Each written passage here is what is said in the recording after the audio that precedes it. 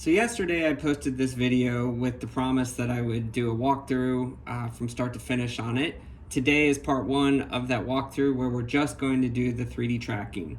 Ideally, I would have done this whole job in Flame because that's kind of my bread and butter and it's where I try to start and finish all my jobs. But surprisingly, the 3D tracking just would not work in Flame. No matter how hard I worked at it, I just couldn't get it to work. So I want to show that to you just so we can move on into the actual method that I use to solve this shot.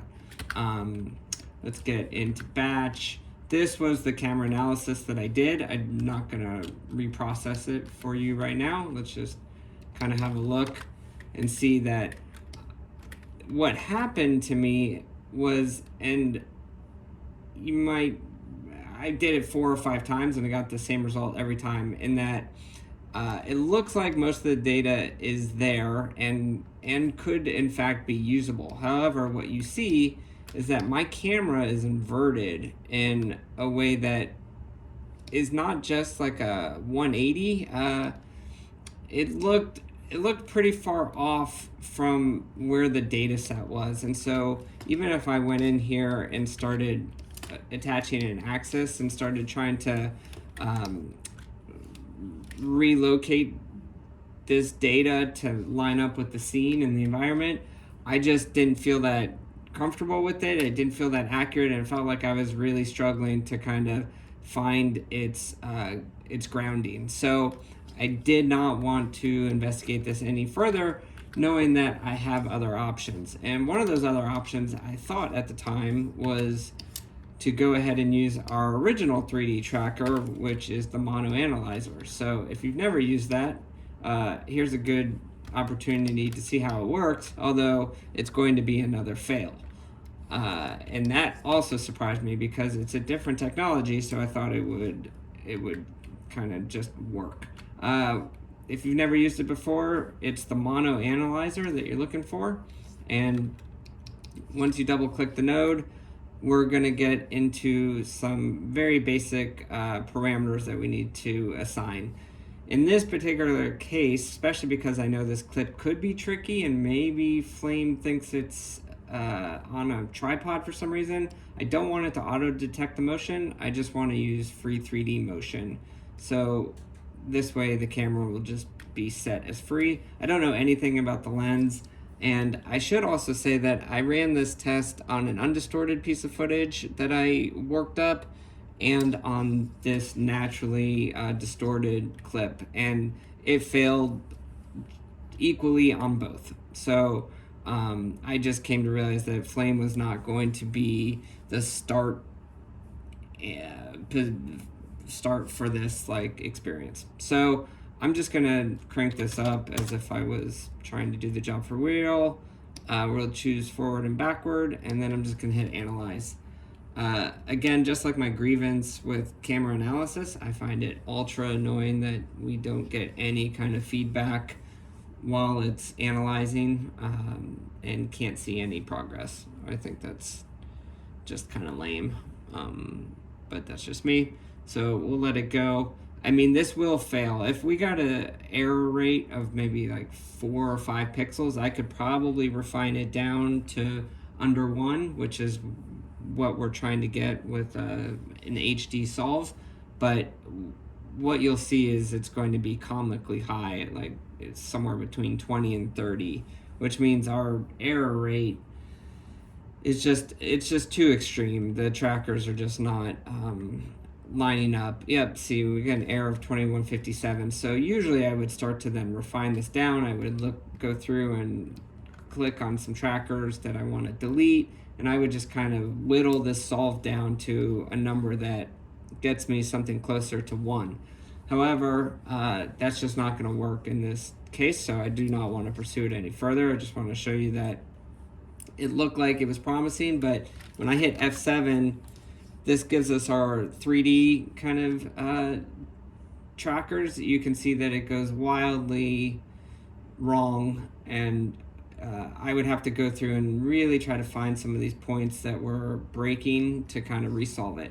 I could have started with a very low number, added a bunch of 2D trackers, et cetera, et cetera. So it's not to say that I could have fixed both of these situations, but knowing that I have alternatives that I have access to, it just seemed to be not worth the fight. And especially when I could go into Syntheyes, which we're going to do, and I could even go into Nuke, which I think is worth showcasing here, just because as much as I think Flame is kind of where I want to spend all my time, as I've said before, there are just some things that Nuke does pretty well, and when it does it well, it doesn't shy away from it. So I've just loaded a camera tracker. We're not going to use this track. I just want to kind of prove the concept that, you know, much like what should have worked in Flame, I would think it would work in Nuke, and I was almost hoping that it would fail just so I could kind of boast about Flame, but in this particular case it did not. So I'll just up this to 600. Again, I don't know anything else about the camera. We'll just hit track just to let it go. Again, I get two things right away that I like. I get progress and I get a visual representation, which makes me very happy, as you know. So we are gonna quickly solve this, and then I will just point out one thing. If you were doing the tracking in Nuke and wanted to kick it over to Flame, I'll just let you know what you might need to do just to make sure that your experience is one that does not have much headache. So I'll hit solve. I imagine the error is going to be somewhere in the ones. Yep, okay, so we got an initial error of 1, which is great. We're just going to go and refine this down a little bit. I'll just take this down to 2, and we'll take this down to 3. Delete unsolved, and delete rejected, and then just refine the solve. There we go. And just delete these rejected ones. Okay, that'd be good enough for us to kind of showcase what's going on. I go back to the camera tracker. I'm just going to create the scene. And from here, what I wouldn't want if I'm going to Flame is I don't want to include this point cloud. Eventually, you would do a right geo, and you would end up telling it that you want it to be an FBX, and you would include a bunch of stuff. But what I don't need is this whole point cloud, because I don't need a bunch of nulls. Let's just say we want a tracker to be here. I would literally just go in and create an axis, and so when I create these axes, that would get exported with my FBX as a null that goes to Flame. So that would be very much a workflow that that you could use to kind of set your trackers, create an axis, again, just connect it, and that would be enough. You'd get a bunch of nulls with your FBX, you'd send it to Flame, it would write the sequence, and you'd have your camera. So that is a very healthy way to go about it. I want to show Syntheyes though, just because it's just what I ended up using, so I thought it'd be worth kind of exploring. I don't have Flame 2025, so any of the new features that sends data from Syntheyes to Flame, I'm not taking advantage of. This is very much a traditional FBX and STMap workflow. So I'm going to load our sequence, and I know it's 25 frames per second. And the first thing I'll tell you though, especially if you've never been in Syntheyes, I'm not doing a deep dive into this. This is really just how a compositor can kind of get in and get out. But when I hit play, it's gonna play wicked fast, and there's nothing that frustrates me more than that. So the very first thing I would do, if you do nothing else, is go under view and hit normal speed, so we can at least watch playback at the speed that it was intended to play at. I think that's just incredibly helpful. That's just my own 2 cents on that. So the first thing we're gonna do, we're gonna end up doing very much an auto solve, but I'm not gonna actually hit the auto button. We're just gonna go to the features tab, and immediately I wanna just do a blips all frames, which is basically just think of it as a bunch of data points that it's just throwing up there. There are no trackers, there's no solve. This is really just kind of like the potential of what it could be. And think of the initial blips all frames as like your middle ground, because we're going to do this 3 times. And then when I've done this, I want to hit peel all, which then when that happens, you now saw there are some green diamonds here. So those you could think of as your like trackers. They might not be the ones that stay in the solve, but this is at least what Syntheyes has identified as areas that might work for this solution. But now we're going to go into advanced, because we want to do kind of a smaller data set. So the way it interprets the image is going to be a little bit different, and we'll get a different set of green diamonds. So I'm going to do 4 for the small one, and I'm going to half this to about 7 for this number. So now we have a 4 and a 7. I could also play with the tracker count. It's not uncommon to increase it much higher than this, but for this particular example, 120 is totally fine and will work for our needs. So now once we've done that, I want to also do this again. I want to blips all frames, and you see that the data changed, and then I want to hit peel all, and now we have new diamonds that have been added to the ones we had before. So now I'm going to do this one more time with a larger set. So now we're going to go to maybe something like 15, and I can just, 15, and then for this big blip size, go to 30, and then we'll blips all frames, and then I will peel all. And now we have some larger trackers in there. So now here is basically our tracked view. We'll see it's sprinkled, but we haven't solved anything yet. We have no error rate. This is really just kind of our starting point. Now that we've got all this, let's go into our solver tab, and we are now ready to hit the solve button. We get our initial error rate of 2.12, which isn't terrible for starting out, but there's a lot we can do to kind of get this number down to something that is better than what Nuke gave us, and certainly more usable than what Flame gave us initially. It was really just surprising to see how off Flame was from these other 2 programs. I see these red ones that have kind of initially been generated, so I'm just gonna hit delete right away just to get rid of them, because I know I don't need those.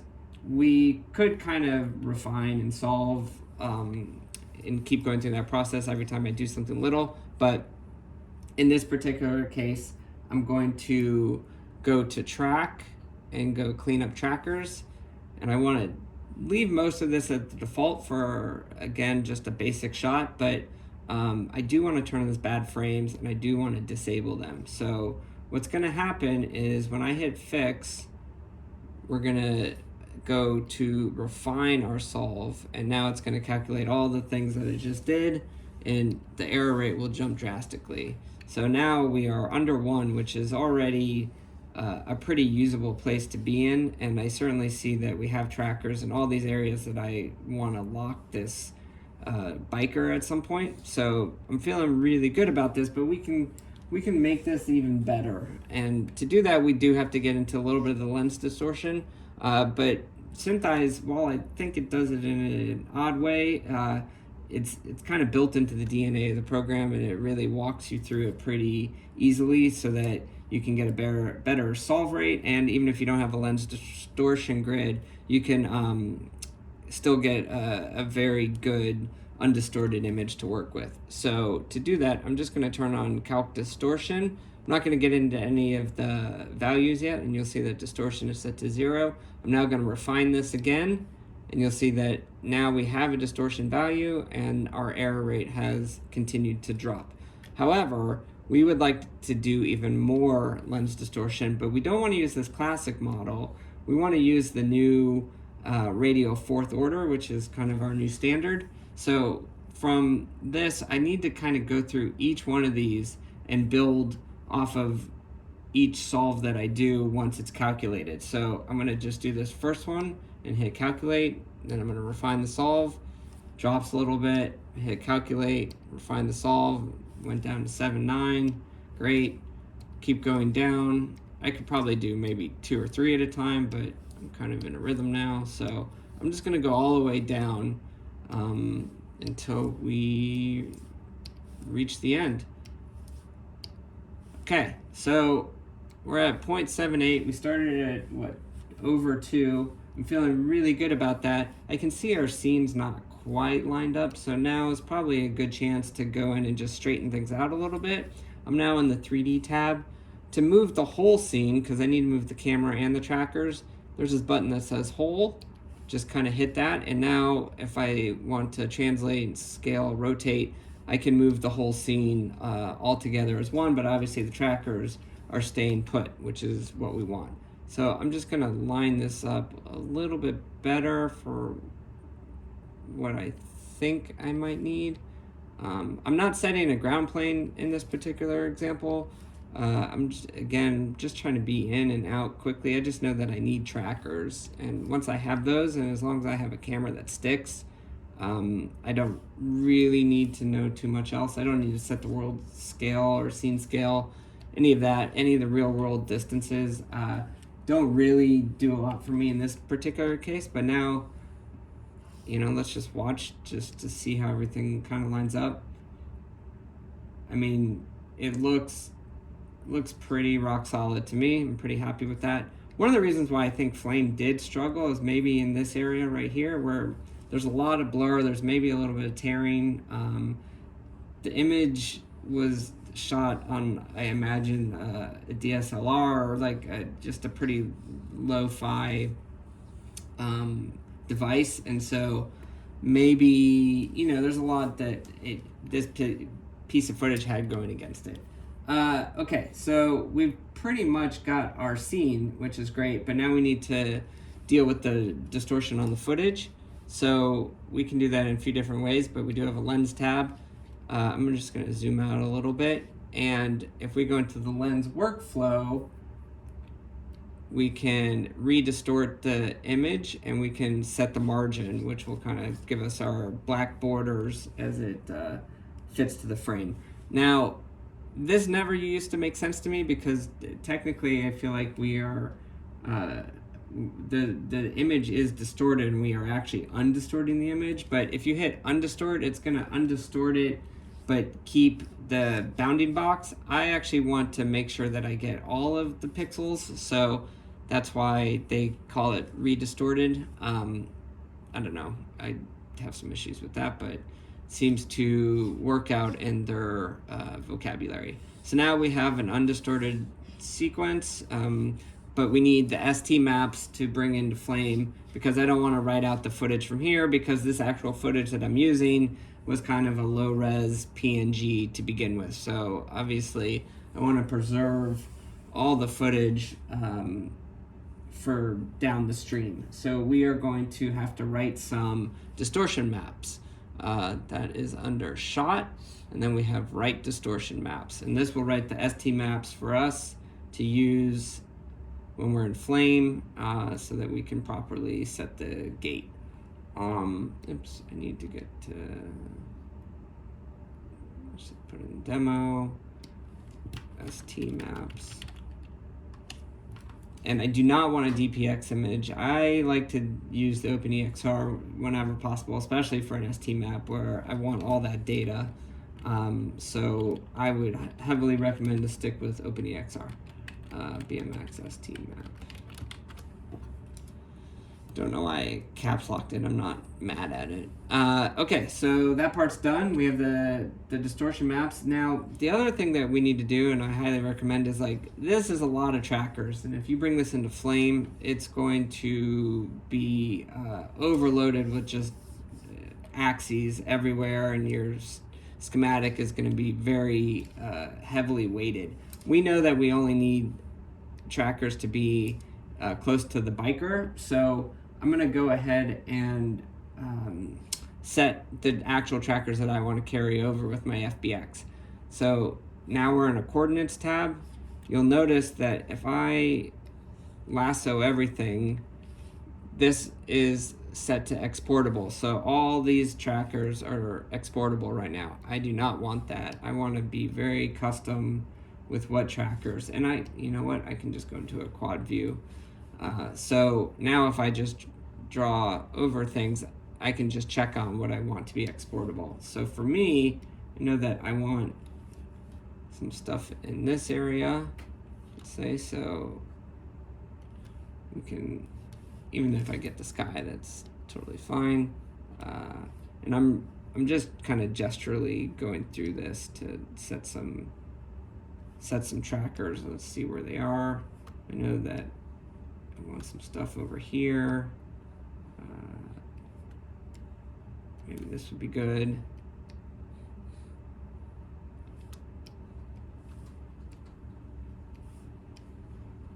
Seems good.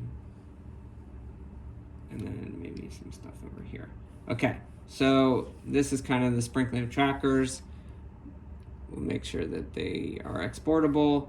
And now we can go and export our scene for Flame. So we're going to go to File, and I will do Export, and we are just going to do a film box, FBX.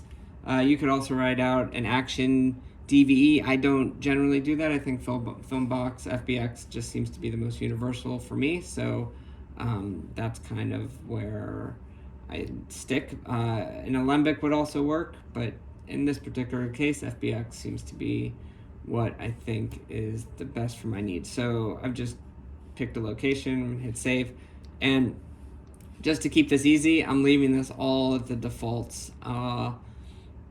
In this particular case, just keep an eye that it will export the trackers, and it's going to export them as a null. You could choose other things. It just happens to be that this works out totally fine for our needs, but there are so many options that you can go through once you start to really pick at this thing. So we'll just hit OK, and now our scene has been exported. Just to test this out, let's just go back to Flame, and this is where we'll wrap up. I need to import the ST maps, so we will import. We'll just go to the desktop where I have this BMX demo. We have ST maps. So you'll see that we have the undistortion and the redistortion. I do want to make sure that I've kind of designated them as UV maps. You want to make sure that they're 32-bit, which they are. And now we can undistort the footage. So hit F12 and we'll get a UV. Now the UV is going to want the UV first and then the front. So we're going to take the ST map. This is what's going to be used to undistort it. And then this is our source footage. And you'll see that the resolution is going to jump to 2080 by 1170. And the only thing I need to change though is the color space. So the way that I do it, just because I want the information from this, but I don't want it to be tagged as a UV. I want it to be tagged as a Rec 709. So I'll just T-click the UV map. So I still get all of the same parameters, but now I just kick this over to Rec 709. So now we have our undistorted footage, which matches what was in Syntheyes. So, and then just to prove that it works, I can insert the redistortion just to check our work. So now we are going to grab the resolution from our redistort, which is 1920 1080, or I could grab it from our original clip, and I can just T-click on that. And now we are set with the UV in the front, our source in the back, and if I set this as a context 1 and our original as context 2, I now have a match. I'm going back and forth between the two. Obviously, you only want to use the parts of the footage that have changed. So ideally, when we're done, we'll only copy over our biker in the projection, and we'll try to preserve as much of the original plate as possible. We'll get to that when we get to that stage. For now, I just want to import this camera just to make sure it works. So I've dragged out a new action, I've fed it into our back, and we are going to import our FBX. So I just go into import, going to navigate to the desktop. I have this BMX demo, and there is our FBX. I know that the scale might be different because I didn't set the scale, so I do think it's going to be a little bit higher. So I'm just going to crank that up. This doesn't really affect anything except for how big or small your scene is going to appear, and or if you bring in 3D elements, how big or large they will be set initially. So I'll hit load. I'm going to align on the first frame. I had set my viewer to 1001, but this is totally fine. I do not need any of this information. This is, I think, adhering to the lens distortion. And now I just need to put my camera in, and now when we go through this scene, this, don't worry about that. Let me fix that. That eyesore. So I'm just going to make a black frame. Actually, do it that way. Maybe we'll just comp this. I don't know why it's doing that. But also not worth investigating right now. Okay, so let's just hit play. So I see all the trackers. I see plenty of things sticking where I need to. My schematic, while big, is manageable, and we will start to go through in the next part and actually start to set the projections and potentially add points if we need to, but I don't think we are going to need to add any axes or nulls, which is good. If you want to just see the overview of your scene, you can always go into space F4, which will give us our perspective view, and then I can just orbit around just to kind of see the lay of the scene. I can obviously go into the different views that we have, front, side, top, etc., and you know, get oriented as I start to build upon this. So again, thank you for watching. We will continue on the next lesson and set the projections and go ahead and finish this shot up. Reach out if you have any questions, and talk to you soon. Thanks. Bye.